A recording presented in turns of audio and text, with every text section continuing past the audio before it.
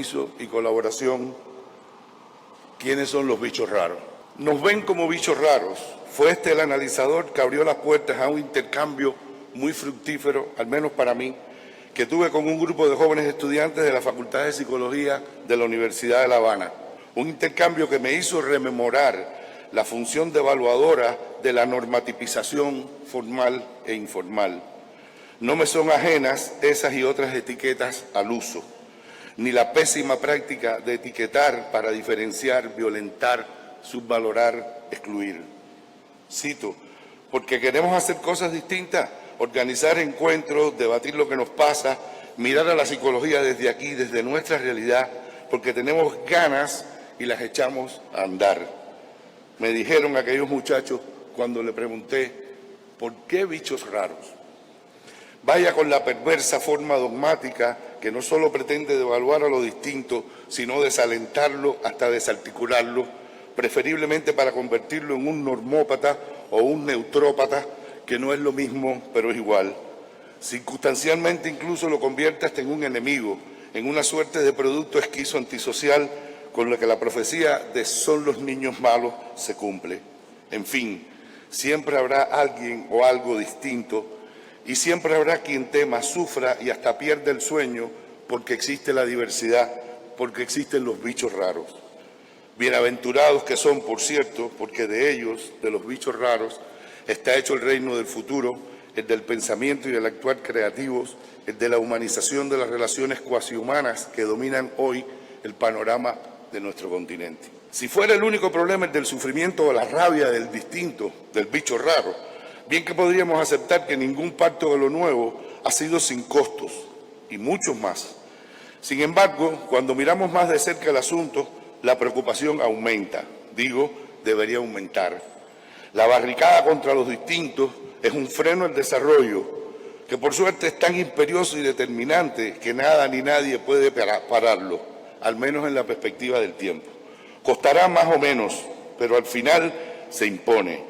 Pero eso sí, pueden significativamente enlentecerlo, dilatarlo, posponerlo hasta el lugar en que se corre el riesgo del olvido. Obviar el hecho de que el futuro respecto al presente siempre es disidente, por más que sobre todo a los cubanos no nos guste este término que ha sido secuestrado para denominar a los opositores políticos, insisto, por más que el futuro respecto al presente entendamos que es disidente, produce como riesgo la inercia. Y la inercia es una forma de morir creyéndose que se vive.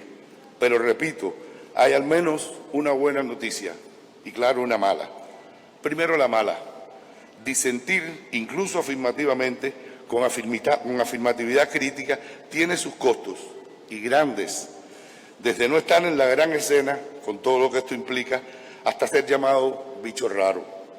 Pero la buena es que toda disidencia que lleve en sí el germen del desarrollo termina por imponerse, porque la vida humana no se permite el estancamiento, aunque sí el retroceso y el vaivén, pero la detención definitiva no.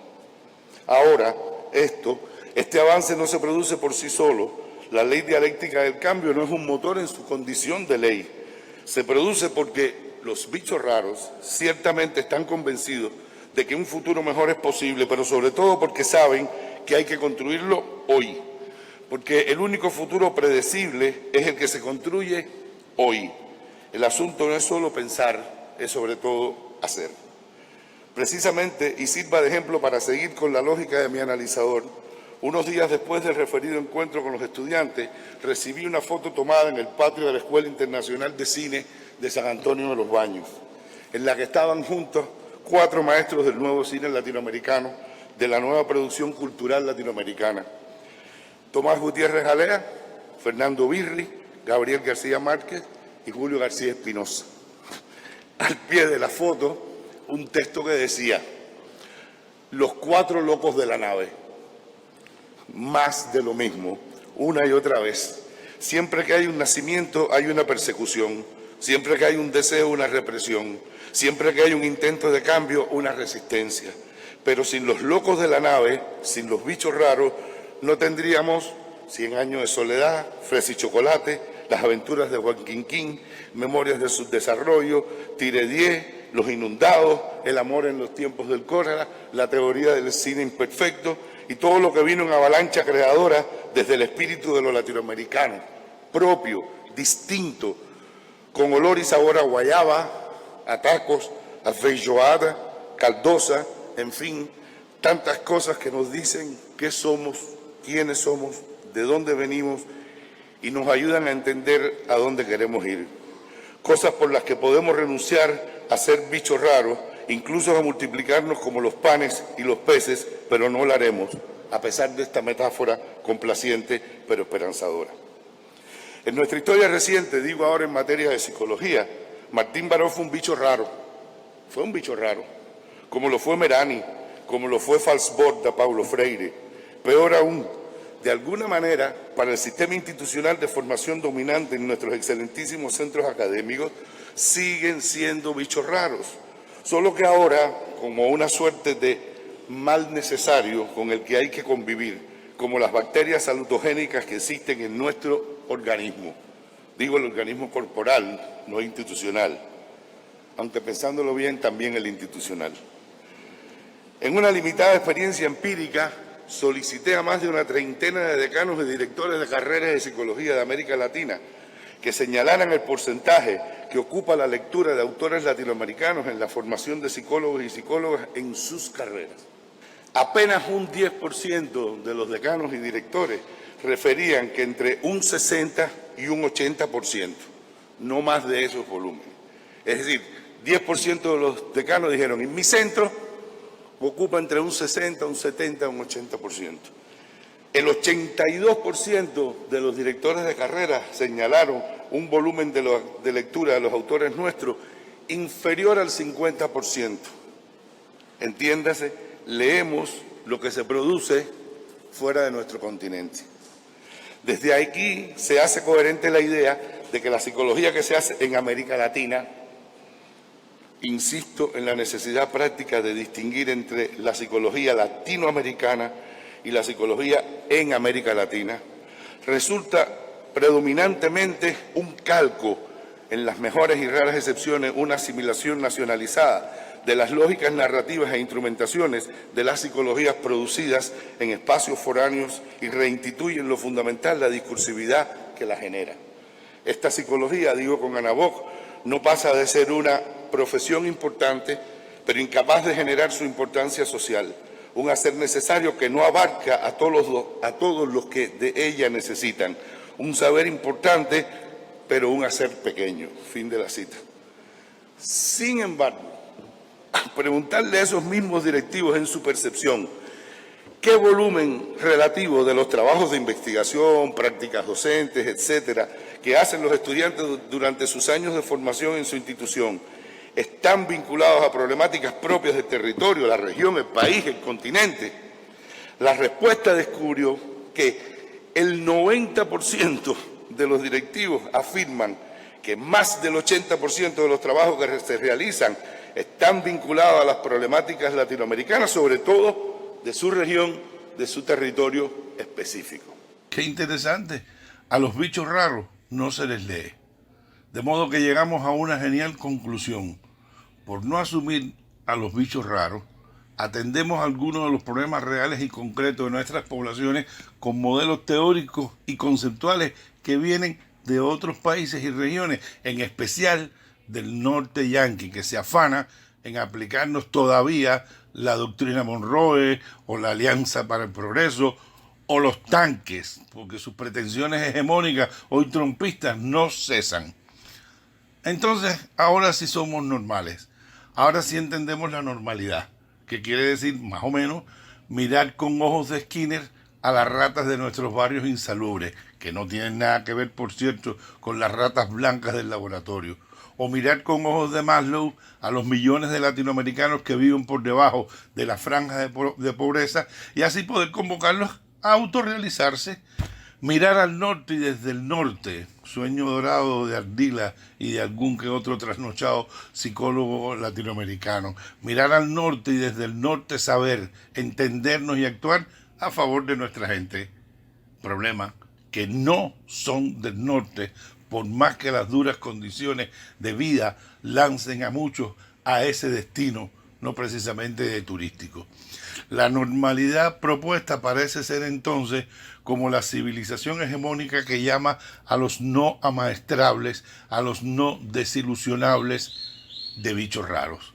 Y esa civilización tan normal, al decir de Galeano, en la que todos tienen relojes y ninguno tiene tiempo, no nos cuadra. Justo fue lo que me dijeron mis queridos estudiantes bichos raros. Y recordé un texto de Retamar. Felices los normales, esos seres extraños, pero que den paso a los que hacen los mundos y los sueños, las ilusiones, las sinfonías, las palabras que no se desbaratan y nos construyen. Fin de la cita. ¿Qué están mostrándonos estos bichos quijotescos si pensamos en la producción subjetiva latinoamericana, en la construcción de una psicología latinoamericana? Bueno, unos como ansia y no pocas realizaciones, otros, algunos bichos mayores, de edad obviamente, como realización y consolidación, sin perder las ansias, dialogan desde sus saberes y experiencias y nos acercan a una reflexión imprescindible. No hay ni habrá una psicología anclada a las realidades de nuestros países, de nuestros pueblos, a las realidades históricas, sociales, económicas y políticas que vivimos, sin dimensionar estrategias y tácticas de acción y lucha profesional, sin definir vectores instituyentes de las prácticas, líneas al menos de deseo que identifiquen el sentido esencial de los y las profesionales de la psicología. Y esto es imposible sin, además de vivirla, conocer las realidades de nuestros países, no desde nuestra condición de clase o grupo social, sino desde el compromiso objetivo y sensible. Entonces me detendré brevemente en al menos 3 dimensiones psicosociales que aplican para la condición de bichos a quienes las asuman como suyas. Primera, la permanencia y defensa de las utopías. Segunda, el compromiso con la acción para su realización. Y tercera, la colaboración como acción mancomunada de las diversidades en un fin común. Primero, la permanencia y defensa de las utopías. Seguramente fue la declaración del fin de la historia y con ella de las utopías quien instauró y fue instaurada por la hegemonía de las distopías. La utopía es, lo que no existe, no hay tal lugar ni habrá. La distopía parece que sí existe y es un lugar indeseable que puede ser peor aún. Hoy la tendencia a creer en lo apocalíptico de lo que vendrá, más apocalíptico incluso que lo que ya existe, supera con creces a las mejores obras de los utópicos. La ficción distópica gana adeptos y dinero. Aunque los Avengers de Marvel en Infinity War siguen defendiendo el status quo, un mundo ya distópico se precipita a otro peor de la mano del resentido Thanos. Thanatos vence a Eros con la anuencia del hombre unidimensional, diría Marcuse, y logra romper todos los récords históricos de taquilla con ventas superiores a los 1.000 millones en apenas 11 días. Las escasas ficciones utópicas son apenas melodramas con happy end alucinados que convencen a pocos, aunque incluyan algún que otro bicho raro, por cierto, en el sentido literal del término, y hasta ganen premios. Obvio que estoy pensando en la forma del agua. Claro, dice el chichagüense Solares, cito, vivimos en un principio de siglo en que se nos acabaron las esperanzas, se nos acabaron las utopías y la fe. Entonces la desolación general es algo muy lastimoso, en especial para los jóvenes. Se da este caos del salvaje que está instalado en la Casa Blanca, el caos que domina el mundo. No son tiempos para las utopías. En el camino de las distopías, los bichos raros, que no son los que desde aquí homenajeo y aliento, sino unas estrafalarias maquinarias alucinantes, altamente tecnologizadas, a las que no les basta con ser ricos, sino que quieren adueñarse del mundo, y esto está mal. Bichos raros, maquinarias tecnológicas que se quieren adueñar del mundo. ¿Y por qué está mal? Bueno, porque ¿a quién le van a arrebatar el mundo? A los sin tierra, a los desplazados, a los millones de desempleados hambrientos, desahuciados sociales, a los que viven por debajo del umbral de pobreza en franca miseria. No, esos ya no tienen mundo. El 45% de la riqueza del mundo está en manos del 0,7% de la población, según el Global Wealth Report, para que no crean que es un vicio latinoamericanista. La distribución por regiones de los individuos que tienen un patrimonio mayor que $1 millón es así, notoria. 41% en los Estados Unidos, 10% en Japón, 9% en Francia, 6% en Italia, 5% en el Reino Unido, otros 5% en Alemania, 4% en Canadá, 3% en China, los chinos desaparecieron, comunistas y socialistas, al igual que en Australia, 3%. Si alguno de los presentes se propone formar parte de los favorecidos del mundo, en primer lugar, tiene que hacerlo a expensas de dejar afuera a todos los que estamos aquí.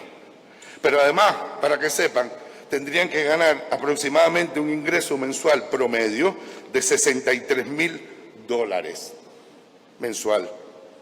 Les advierto, la psicología no es un camino. Se habrán dado cuenta que América Latina no puntea aquí. ¿Por qué? Porque la distribución de la riqueza es más inequitativa aún en nuestro continente y por tanto el porcentaje de personas con mucho dinero es menor. Y si no, que se lo pregunten a Slim en México. América Latina es la región con mayor inequidad del mundo. Cito, en 2014 el 10% más rico de la población de América Latina había amansado el 71% de toda la riqueza de la región. Si esta tendencia continuara, dice este informe, dentro de solo 6 años, el 1% más rico de la región tendría más riqueza que el 99% restante. Se habla mucho de los 186 millones de pobres de la región, algo más del 30% de la población, es decir, de los 265 millones que vivimos en estas tierras. Se habla poco de que los 89 multimillonarios que existen en América Latina, con fortunas superiores a los $1.000 millones, que suman un total de $439.000 millones, cifra mayor que el PIB de casi todos los países de este continente, representa solamente el 0,0001424 de la población del continente. Esto es vergonzoso, esto es indigno, esto es inhumano. Pero esta condición sostenida durante muchos decenios, reproducida una y otra vez, multiplicada con el ejercicio del poder, ha llegado a conformar una subjetividad socialmente distrófica, como sacada de los menos alentadores resultados de Milgram. Conformista, desilusionada, autocompasiva, resignada, creo que peor aún, indiferente. Cito, la historia de la época moderna, dice Bergman, al menos al nivel de la mente, es la historia de un desencantamiento progresivo. Una subjetividad para la que las quimeras sociales son un delirio y que parece decir, esto no lo cambia nadie. No quiere lo que tiene, pero tampoco tiene la ilusión de poderlo cambiar. Le falta la utopía. Le falta entender, comprender, asumir e interiorizar la función de la utopía.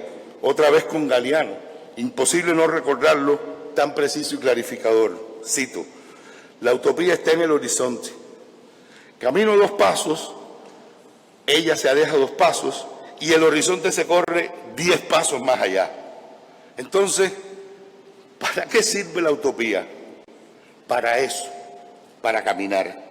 Y parafraseando a Martí, caminar, andar, dice el maestro, es el único modo de llegar. Creo que fue Mariátegui quien sentenció, los pueblos capaces de la victoria fueron los pueblos capaces de un mito multitudinario, una utopía compartida. Es un asunto que ineluctablemente toca a los que hacemos y queremos que se haga una psicología para el bienestar y la felicidad de esa gran masa latinoamericana, lo que es solo posible si creemos que una América Latina distinta es posible, posible y necesaria y merecida.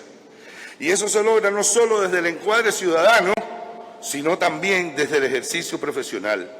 En alguna oportunidad insistí y vuelvo sobre esto, en que la miseria, por solo tomar un ejemplo, es también en toda su extensión una realidad subjetivada, no subjetiva, subjetivada, una representación naturalizada que la asiste y la insiste, la produce y la reproduce. Eliminar la miseria es solo posible si se favorece la emancipación de las subjetividades, la superación del coloniaje subjetivo, la erradicación de la colonización de las subjetividades. Y para esto necesitamos hacer una psicología que descubra que la corrupción es también un fenómeno psicosocial, que emplace a la injusticia social y la desconstruya, porque es también un mecanismo de intoxicación subjetiva, que denuncie y genere alternativas sanas a las manipulaciones mediáticas, que despsicologice la violencia, la drogadicción, como apenas problemas de personalidades fallucas, de familias subjetivamente disfuncionales, para entenderlas en sus dimensiones interconectadas de variables políticas, económicas, culturales y obviamente psicológicas. Una psicología que sabe que el mejor modo de no querer algo es querer otra cosa. No querer no es suficiente, es indeterminado. Querer otra cosa es el primer paso de luchar por ella. Y eso necesitamos, creer, querer, defender la utopía. Segundo, el compromiso con la acción para su realización. Una avalancha de rupturas conmovió la segunda mitad del siglo XX. Todo parecía indicar que desaparecerían los grandes pedestales de la modernidad. Cito: asistimos a una época de pérdida del horizonte de sentido de lo moderno, de relativización y deslegitimación en filosofía, ciencia, arte y política de las nociones fuertes del sentido del paradigma integracionista moderno, tendencia etnocéntrica, optimismo histórico, orientación racionalista, discurso globalizador. Fin de la cita. El nuevo siglo entra con una notoria propuesta de ausencia, más aún de negación al compromiso con el cambio, con la transformación. Cito: la renuncia a cualquier tentativa de formular un proyecto total de transformación de la realidad social. Se descalifican las intenciones transformadoras de cambio y la propia acción. Se afirma que los tiempos merecen, sobre todo, desconfianza y falta de fe. Da lo mismo que sea la dialéctica o la lucha de clase. La historia ha muerto. Por eso, tampoco hay razones para la acción y para el compromiso. Muchos dicen que el compromiso parece ser algo que ha pasado de moda, no solo en las prácticas sociales, profesionales y políticas, sino también en las prácticas cotidianas, incluso en las relaciones interpersonales, incluso en las relaciones de pareja. El desempeño de los roles cotidianos está marcado por la negativa al compromiso. Otros muchos no lo dicen, pero lo hacen.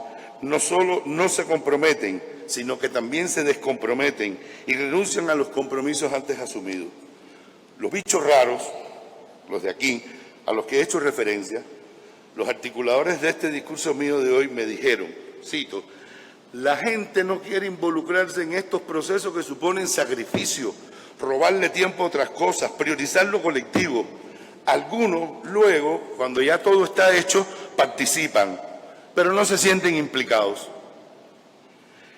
Creo que es bueno precisar, el asunto no es de involucrarse, no es de implicación, de estar implicado.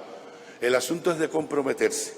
En cualquier proceso social, institucional, comunitario, las personas, aún sin darse cuenta, aún sin participar, están involucradas e implicadas.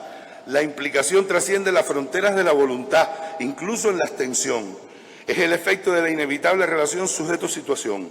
Es claro, tomemos las cosas como son. Por ejemplo, si no participamos como estudiantes activamente en la discusión de los planes de desarrollo de nuestras carreras, de la profesión, si somos invitados y renunciamos a estar, entonces efectivamente no estamos comprometidos, pero implicados sí, porque cualquier cosa que se haga nos supone, nos afecta, porque somos parte de esa comunidad y afectados para bien o para mal, de manera congruente o incongruente con nuestras aspiraciones.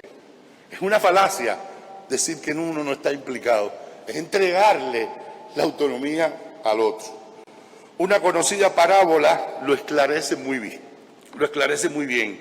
La parábola del cerdo y la gallina. La voy a cubanizar un poco. Un cerdo y una gallina que vivían en la misma granja se ponen a conversar sobre la necesidad de mejorar sus vidas. La gallina le dice al cerdo: ¿qué te parece si abrimos un paladar? Entiéndase, un restaurante privado. Eso da dinero y así avanzamos en nuestra movilidad social. El cerdo analiza la propuesta por un momento y le responde: me parece una buena idea. ¿Cómo sería el negocio? Dice la gallina: justo, la mitad de las ganancias para mí y la otra mitad para ti. Bien, comenta el cerdo. ¿Y cómo se llamaría el restaurante? La gallina contesta: lo llamaremos huevos con bacon. El porcino se pone muy serio y riposta: lo siento, pero no, en ese negocio no voy, porque yo y mi familia estaríamos comprometidos, pero tú y la tuya solamente involucrados. Comprometerse como profesionales en formación o en ejercicio es literalmente arriesgar el pellejo, aunque no seamos cerdos. Es no solo estar, sino intervenir, accionar. Y no solo intervenir y accionar, sino hacerlo en una dirección clara y precisa, la que lleve al logro de lo que se quiere, de lo que se entiende como necesario, como facilitador de la emergencia de lo que se busca con las prácticas profesionales. En última instancia, de multiplicar la posibilidad de realización de la utopía, de dar al menos los dos pasos posibles. Sin compromiso no hay cambio. El no compromiso es complicidad, por desaliento, por desilusión o por desinterés, pero al fin y al cabo, complicidad. La idea del compromiso social de la psicología es eje central de las discursivas de la psicología latinoamericana. No es apenas asistir a los pobres, a los excluidos, a las víctimas de un orden injusto, ayudarlos a movilizar los recursos propios para producir beneficios en esas condiciones. Lo que sin duda es importante, pero no decisivo. La supervivencia de la psicología está ligada al respeto insobornable por la realidad y el análisis científico y sociopolítico que ésta exige. Es sobre todo remontarse a las causas que han construido y construyen ese orden a nivel objetivo y a nivel subjetivo, simbólico, imaginario, para promover procesos que propendan a desarticular, eliminar y buscar formas autóctonas propias e instaurar nuevos órdenes relacionales. Insisto, la pobreza, la exclusión, la injusticia, la inequidad, la limitación de acceso a la educación, a los servicios de salud, las prácticas hegemónicas y todos los aledaños perversos son las causas fundamentales, las causas instituyentes de la insanidad psicológica. La miseria objetiva es la causa predominante de los avatares de la producción de subjetividades alejadas de sus capacidades salutogénicas, de su despliegue pleno, de su realización humanizada. La psicología latinoamericana, dice Montero, Maritza, cito: en lugar de ser un testigo de los procesos sociopolíticos que afectan al individuo, es un medio para intervenir en las transformaciones sociales, para producir respuestas a los problemas planteados por las relaciones sociales, económicas y políticas.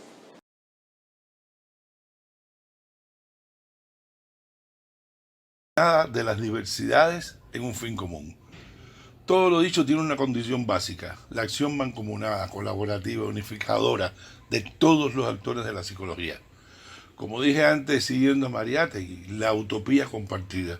Un bicho en sí no es más que un bicho. Una red, un grupo, una cooperativa, una integración de bichos es una condición de fuerza capaz de producir cambios. Esto es una verdad axiomática. Pero el problema no reside en estar de acuerdo con el precepto, sino en ponerse de acuerdo sobre la base del precepto. América Latina parece tener inoculada la tendencia a la atomización.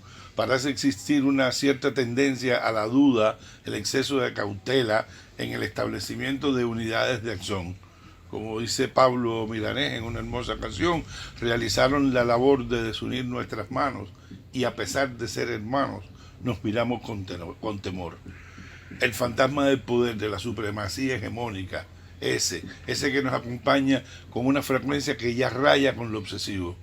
Un líder natural es considerado un cautillo, un megalómano, un narcisista.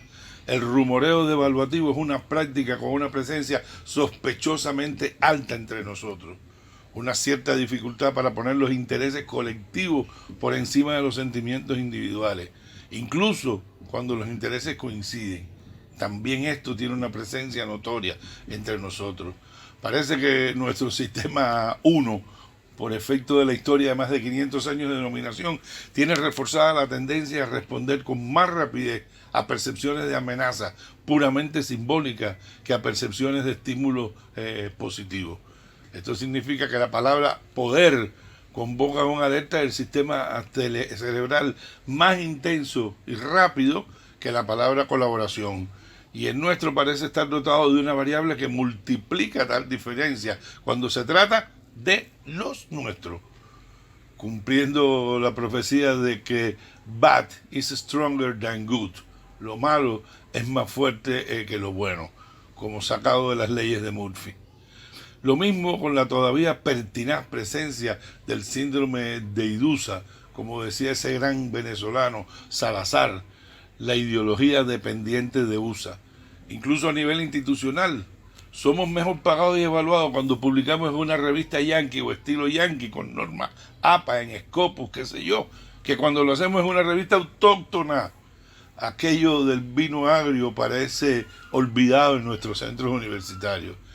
Pero no hay fatalismo en mis palabras, no, para nada, por el contrario. Yo tengo la certeza de que los bichos raros quieren y pueden activar su sistema 2 propio, con modelos culturales propios, que quieren y pueden hacer lo suyo con los suyos y no tenerse que sentir ajenos entre los suyos y mucho menos suyos entre los ajenos. Hay que construir, profundizar, multiplicar una sensibilidad colectiva, generar relaciones de unión, de cooperación, más allá de los fantasmas que todavía en buena parte nos pueblan. Hay que humanizar, decía Silo, salir de la objetivación para afirmar la intencionalidad de todo ser humano y el primado del futuro sobre la situación actual. Es la imagen y representación de un futuro posible y mejor lo que permite la modificación del presente y lo que posibilita toda revolución y todo cambio. El cambio es posible y depende de la acción humana. Me acerco al final y quiero establecer algunas analogías, porque estamos en mayo, y mayo es un mes cargado de simbología. Un mes de mayo nació Carlos Marx, un bicho raro que revolucionó el mundo y despertó un movimiento emancipador que hasta nuestros días perdura. También en un mayo muy anterior falleció Copérnico, otro bicho raro, a quien le debemos una inversión paradigmática en extremo significativa a contrapelo de su época.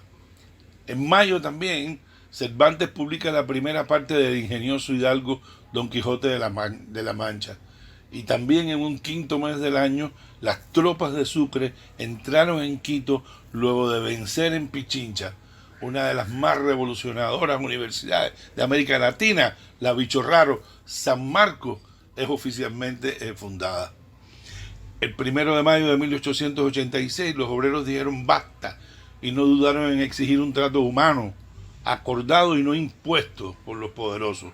Algunos fueron asesinados con sentencia como el bicho raro Spy, quien, al filo de su ejecución, gritó, cito, la voz que vais a eliminar será más poderosa en el futuro que cuantas palabras pudiera yo decir ahora.